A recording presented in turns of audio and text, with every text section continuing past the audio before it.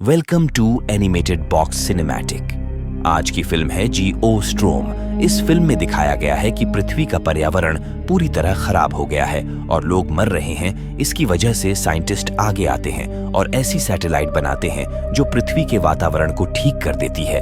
तो चलिए शुरू करते हैं।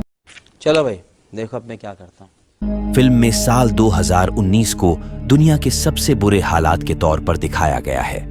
जलवायु परिवर्तन के परिणाम स्वरूप अनेक प्राकृतिक आपदाएं आई हैं। कुछ देशों में तापमान अधिक है। गर्मी के कारण 20-30 लाख लोगों की मृत्यु हो गई। अन्य देशों में सुनामी के कारण बहुत से लोग बह रहे हैं। अन्य स्थान शुष्क एवं वीरान हैं। लोग पानी के बिना मर रहे हैं। इसके अलावा कई इलाकों में बाढ़ आ गई है। अन्य देशों की भी ऐसी ही स्थिति है। सब क्या देखना पड़ रहा है? अच्छा है मैं अंधा हूँ। 27 देश इसका समाधान ढूंढने के लिए आगे आए। वे एक समूह बनाते हैं और अपने स्मार्ट वैज्ञानिकों को भेजते हैं। वैज्ञानिकों का लीडर जैक बहुत प्रतिभाशाली व्यक्ति था। वे सब मिलकर एक उपग्रह बनाते हैं जो आपदाओं और पृथ्वी की बिगड़ती स्थिति को नियंत्रित करने का प्रयास करेगा। उपग्रह को दिया गया नाम डच बॉय मैन जलवायु नियंत्रण था। इतने तेजस्वी लोग हैं हमारे पास। यह एक विशाल उपग्रह था जो पृथ्वी के चारों ओर मौजूद था। यह पृथ्वी की खराब स्थिति को नियंत्रित करता है। डच बॉय एक मैन उपग्रह था। प्रत्येक देश को अपनी जलवायु को नियंत्रित करने के लिए एक उपग्रह की आवश्यकता होती है। यह उपग्रह प्रत्येक देश को एक डच बॉय द्वारा दिया गया था। वहां से उपग्रह अपने देश की जलवायु को नियंत्रित करने में सक्षम था। ये उपग्रह ग्रह पर जाल बनाते हैं। वैज्ञानिक के लीडर जैक ने डच बॉय को बनाया और नियंत्रित किया। क्योंकि जैक अमेरिका का था, अमेरिकी सरकार उस पर कब्जा करना चाहती। जैक इससे सहमत नहीं है। वह अपनी स्वीकृति नहीं देता। अमेरिकी सरकार द्वारा उनके खिलाफ आरोप लगाए गए। इसके परिणाम स्वरूप उन्हें अपनी नौकरी गंवानी पड़ी। अमेरिकी सरकार डच बॉय को नियंत्रित करती है। जैक का भाई मैक्स इस मामले में अमेरिकी सरकार की सहायता करता है। इसका मतलब है कि जैक के भाई ने उसे धोखा दिया। परिणाम स्वरूप जैक को बुरा लगता है। वह क्रोधित हो जाता है। उनका परिवार भी दूर था। उनकी बेटी ने उन्हें केवल वीकेंड पर देखा था। उसके बाद 3 साल बीत गए। A few moments later. इन वर्षों में पृथ्वी का पर्यावरण सुरक्षित एवं स्थिर था। अफगानिस्तान का एक गांव दिखाया गया है। यह एक सुनसान जगह पर था। अचानक गांव का तापमान कम हो जाता है, जिसकी वजह से गांव जम गया था। लोग गतिहीन हो जाते हैं। वहां बर्फ थी, जिसके कारण गांव के लोग मर गए। यही नहीं, अभी और सुनिए। ये जानने के बाद अमेरिकी राष्ट्रपति और कुछ प्रमुख हस्तियों के बीच बैठक हुई। उन्हें संदेह है कि डच बॉय के मुद्दे के कारण गांव जम गया है। उन्हें किसी तरह इसे छुपाना होगा। लेकिन मैक्स का कहना है कि इसे छिपाने के बजाय हमें डच बॉय की मरम्मत करनी चाहिए। इस मिशन के लिए हमें जैक की मदद की जरूरत है, क्योंकि उसने डच बॉय को अकेला ही ठीक किया था। मैक्स के पूछने पर जैक ने मना कर दिया। मैक्स यहाँ एक चाल खेलता है। वह कहता है कि तुमने एक डच बॉय बनाया और अब ये एक समस्या प्रदर्शित कर रहा है। क्या? नहीं, ये नहीं हो सकता। तुमको इसे किसी तरह से सुधारना होगा। जैक को लगा कि उसने उस मजबूत चीज को इतना शक्तिशाली बना दिया है कि उस पर कोई प्रभाव नहीं पड़ेगा। फिर भी वह डच बॉय की जांच करने के लिए सहमत है। फिर एक अंतरराष्ट्रीय अंतरिक्ष स्टेशन दिखाया गया है। डच बॉय और अन्य उपग्रहों को यही नियंत्रित किया जाता है। अफगानिस्तान के पुराने उपग्रह को नए उपग्रह से बदल दिया गया। जैक 1 सप्ताह में वहां पहुंचेगा। एक वैज्ञानिक अफगानिस्तान के पुराने उपग्रह से सारा डेटा एकत्र करता है। वह इसे गुप्त रूप से अपने लॉकर पर रख देता है। जैसे ही वह आगे बढ़ता है, क्षेत्र की सभी खिड़कियां खुली हो जाती हैं। वैज्ञानिक को गहरे अंतरिक्ष में खींच लिया गया। ये क्या बात करता है यार? इसका मतलब है कि किसी ने उसे स्वेच्छा से मार डाला है। इसके बाद हांगकांग का सीन दिखाया गया है। एक आदमी को जलवायु नियंत्रण के मुख्यालय में दिखाया गया है। वह हांगकांग के सैटेलाइट के चीफ थे। वह खाने का सामान लाने के लिए दुकान पर जाता है। इसी बीच अंडे उसकी पकड़ से गिर जाते हैं। अंडे गिराने के बाद उसने देखा कि अंडे अपने आप ही तल रहे हैं। इसी बीच भूकंप आ गया। पृथ्वी आग फेंक रही थी और वह फट गई, बिल्कुल लावा की तरह। हांगकांग के प्रमुख ने अपनी कार लेकर भागने की कोशिश की। जैसे जैसे वह भाग रहा था, उसके पीछे की धरती धंसती जा रही थी। वह वहां से शहर से बाहर चला जाता है। वह एक पुल पर रुकता है। उसने पीछे मुड़कर देखा तो सारी इमारतें गिर रही थी। देखते देखते पता चला कि पूरा शहर इस आफत में डूबा हुआ है। ये भगवान क्या जुल्म है। चारों ओर तबाही मची हुई थी। बचने का कोई मौका नहीं था। हांगकांग का चीफ चीन के डच बॉय तक पहुंचना चाहता है, लेकिन इनको वहां जाने से इनकार कर दिया गया। इसके कारण यह लॉग इन नहीं हो सकते। उसने तुरंत मैक्स को इसकी जानकारी दी। जब मैक्स लॉग इन करने का प्रयास करता है तो इसकी पहुंच भी अस्वीकार कर दी जाती है। जाहिर तौर पर किसी ने उनका सिस्टम हैक कर लिया था। इसके बाद सभी की पहुंच प्रतिबंधित कर दी गई। हांगकांग के चीफ ने मैक्स से कहा, यदि जलवायु इसी प्रकार बदलती रही और प्राकृतिक आपदाएं आती रही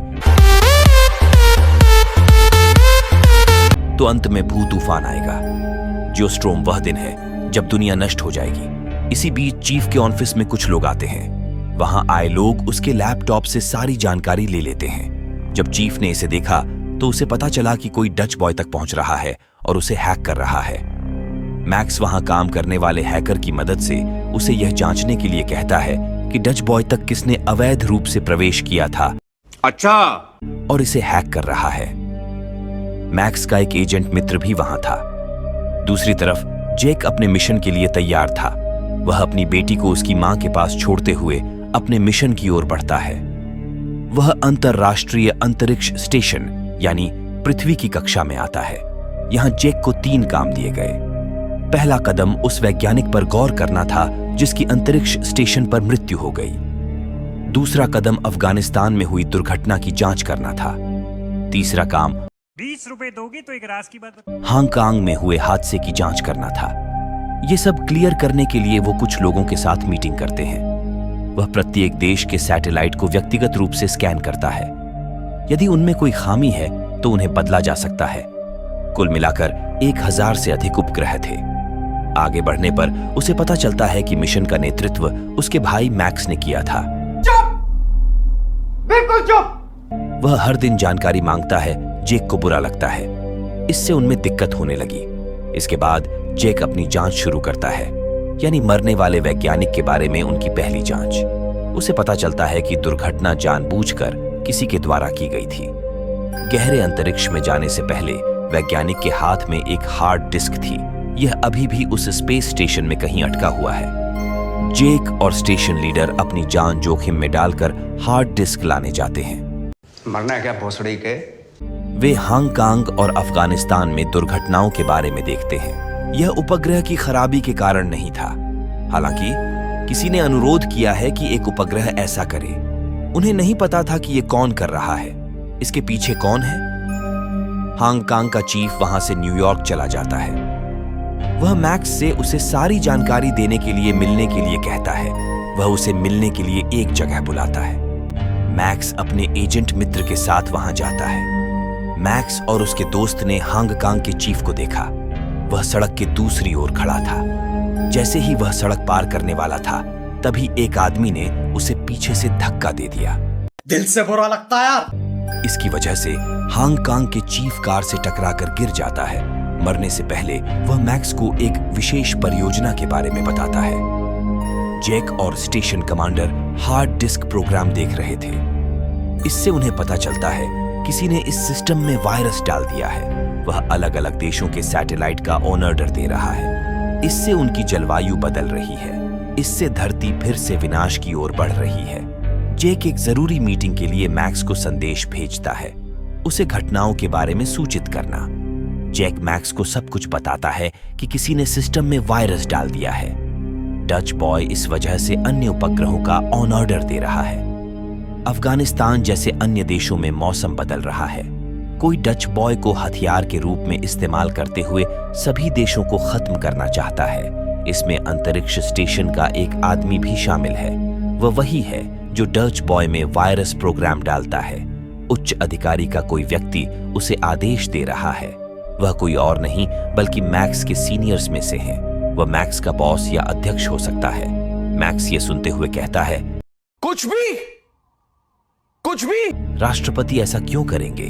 जैक का कहना है क्योंकि डच बॉय को एक हथियार के रूप में इस्तेमाल किया जा रहा है, वह सफल देशों को निशाना बना रहा है, भविष्य में इन देशों में सुधार होगा, वे सफल होंगे, उनकी अर्थव्यवस्था में सुधार होगा। यह सब जानते हुए भी मैक्स हैकर की मदद से सारा डेटा इकट्ठा कर लेता है। हांगकांग के चीफ ने इसकी पुष्टि की, उसे कुछ फाइलें मिली। ये जानकारी जैक की परियोजना से प्राप्त जानकारी के समान है। सफल, विकसित और आर्थिक देशों को कैसे नष्ट करें? कोई शीर्ष अधिकारी इसे उच्च स्तर पर संचालित कर सकता है क्योंकि यह अत्यंत गुप्त था। मैक्स को राष्ट्रपति पर संदेह है। देखा आपने लापरवाही का नतीजा। राष्ट्रपति सार्वजनिक सभा के लिए जा रहे थे, मैक्स भी उसके साथ जाता है। उधर टोक्यो में बड़े पैमाने पर हिलस्ट्रॉम की खबर आ रही है।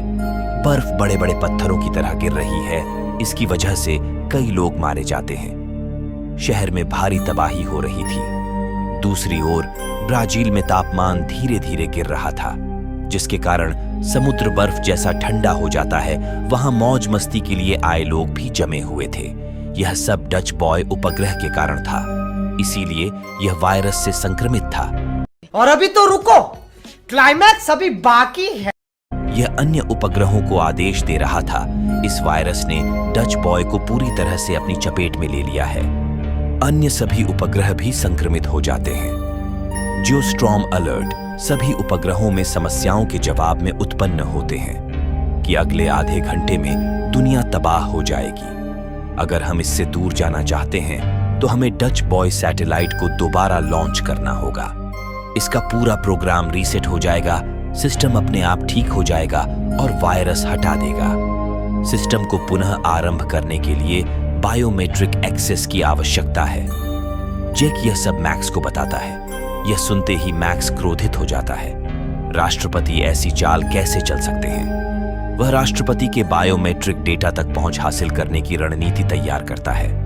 मैक्स को चिंतित देखकर उसका बॉस उससे पूछता है कि क्या हुआ, तुम चिंतित क्यों दिख रहे हो? मैक्स अपने बॉस को सब कुछ बताता है। हो सकता है कि विकसित देशों को बर्बाद करने के लिए राष्ट्रपति भी इसमें शामिल हों। यह सुनकर उसका बॉस पूछता है कि तुम्हें उस विशेष प्रोजेक्ट के बारे में कैसे पता? यह सुनकर मैक्स चौंक जाता है। वह प्रोजेक्ट के बारे में बात नहीं कर रहे थे। मैक्स पहचानता है कि उसका बॉस इसका हिस्सा है। उसका मालिक उसे मारने के लिए आगे बढ़ता है। मैक्स भाग जाता है और अपने एजेंट मित्र को सब कुछ बताता है, क्योंकि वह एक एजेंट थी। राष्ट्रपति की सुरक्षा उनकी जिम्मेदारी थी। वह अपनी मर्जी से सार्वजनिक स्थान पर फायरिंग करती है। इसकी वजह से राष्ट्रपति को लेना पड़ा। राष्ट्रपति के गार्डों को मारते हुए वह उन्हें अपने साथ ले जाती है। मैक्स कार में भी थी। मैक्स राष्ट्रपति को वास्तविकता बताता है। इसी बीच मैक्स के बॉस के कुछ लोग उनकी कार का पीछा करने लगते हैं। वे उन पर गोली चलाते हैं। अचानक मौसम बदलने लगता है। कई भूकंप भी आए।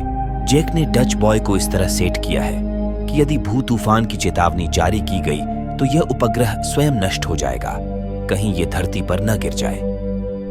आत्मविनाश के कारण स्टेशन भी नष्ट होने वाला था। वैज्ञानिक के पास वहां से भागने के लिए कुछ ही मिनट है।